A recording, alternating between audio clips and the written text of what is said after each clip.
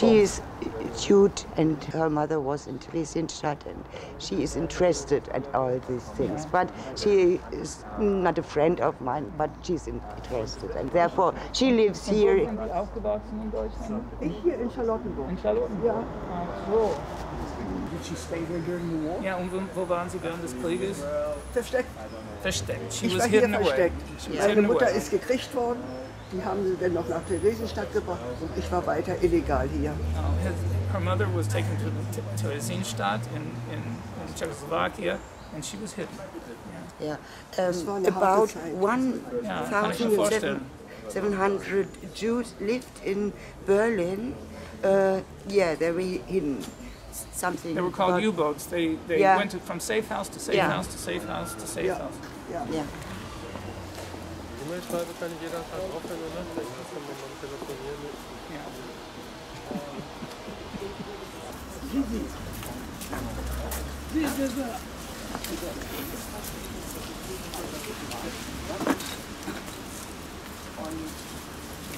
Und dann kommt die Telefonat.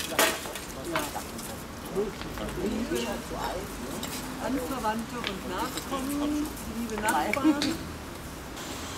Wir wollen jetzt ein Stück weit parallel zu der Arbeit, die die Kollegen vom Lehrbauhof hier für uns machen. Das ist ein jüdisches Ach, das ist ein Gebet, ja, ich sehe es für gerade, ja. den Ja, das ist für den ja. My cousin Richard and I would like to thank you very much for coming to this Stolperstein ceremony. We thank the committee here in Charlottenburg-Wilmersdorf and the artist Günther Demnig for making this a reality for us. Mein Vetter Richard und ich bedanken uns sehr, dass Sie diese Stolperstein-Zeremonie begleiten. בן-דודי ריצ'רד ואני מודים לכם שבאתם לטקס שטולפרשטיין הזה. מאוד מתרגש. The Driller family fled to Belgium in 1939. Leon Driller, as you can see on his stein, was killed in a camp in France.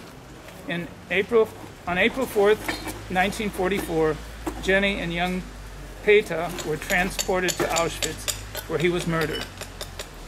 Jenny was then sent to Bergen-Belsen, where she was freed by the British. She returned to Belgium in hopes of being reunited with Leon and Peter. Jenny died in New York in 1991 at the age of 89, where she had a dignified burial. Finally here, in front of the last residence where the Driller family lived by their own free choice, these Stolpersteine symbolize a final resting place for this little family, giving Leon and Peter some semblance of a grave and a memory plaque together with their wife and mother, Jenny. We must all learn from the past, apply its teachings to the present with our attention to the future. And may all of us work together, all races, creeds, and nationalities, so that something like the Shoah, the Holocaust, never happens again. Yisrael, Yisrael, Yisrael, Yisrael, Yisrael, Yisrael, Yisrael, Yisrael, Shmei Kadosh, Chechu, Olam, Kobi, Yisrael, Bishtoba, Bishtoba, Amen, Amen, Amen. Yishma, Rabba, Shmaya, Yishma, Aleinu, Real, Kol Yisrael, Amen, Amen. Oseh shalom b'mono, hu yaseh shalom, אבל כל ישראל יאמרו אמן.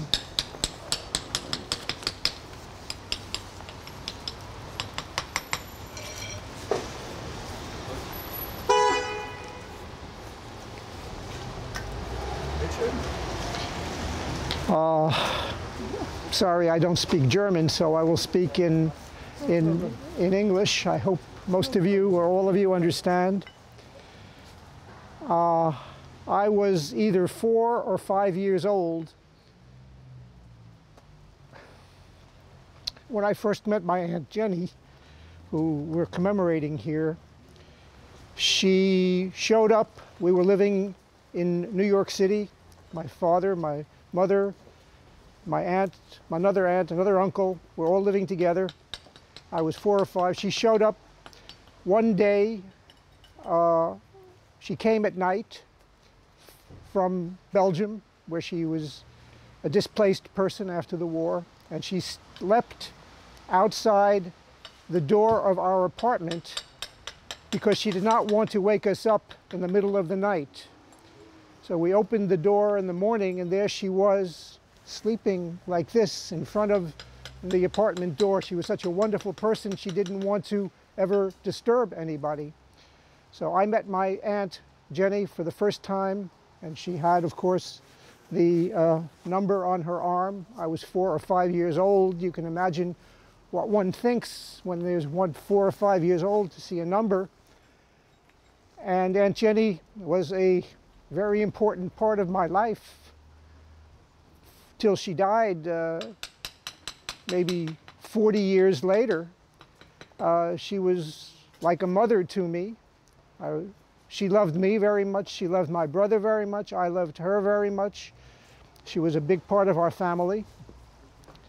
And this remembrance to her, I think, I never knew what a Stolperstein was until my cousin Mark told us about this. And I thank Mark profusely. I thank the committee profusely. It's a wonderful thing to have a commemoration for her.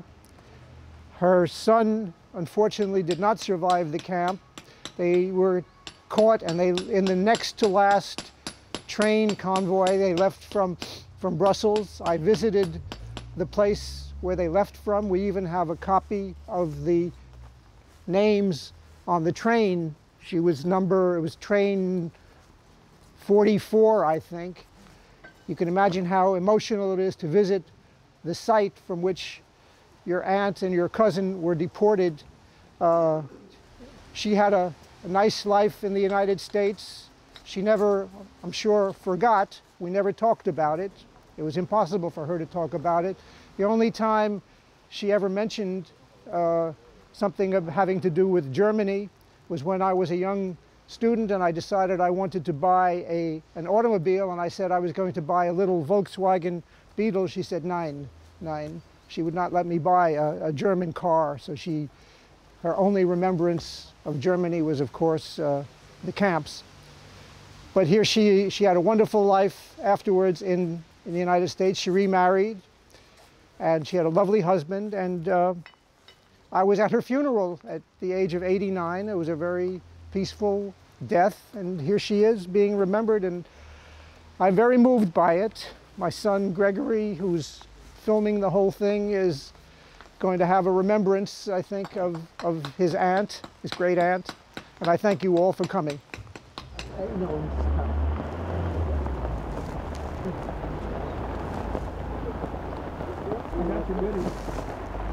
have your goodies. That's good to know. It's definitely Jetzt kommt der Regen wieder. weather. Meine Güte. And the chicken powder is lifted focus with that. Perfect. Lower in salt.